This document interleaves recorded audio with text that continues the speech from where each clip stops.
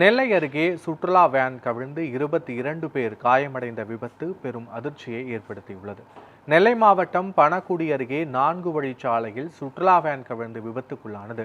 முன்னால் சென்ற லாரியை முந்த முயன்ற போது ஓட்டுநரின் கட்டுப்பாட்டை இழந்ததால் வேன் லாரியில் மோதியதில் தலை குப்புற கவிழ்ந்தது. இந்த விபத்தில் வேனில் பயணம் செய்த 22 பேர் காயமடைந்தனர். மேலும் 2 வயது குழந்தை ஆபத்தான நிலையில் நாகர்கோவில் ஆசாரிப்பள்ளம் அரசு மருத்துவமனையில் சிகிச்சை பெற்று வரும் நிலையில் சம்பவம் குறித்து பணக்குடி போலீசார் வழக்கு பதிவு செய்து விசாரணை மேற்கொண்டு வருகின்றனர்.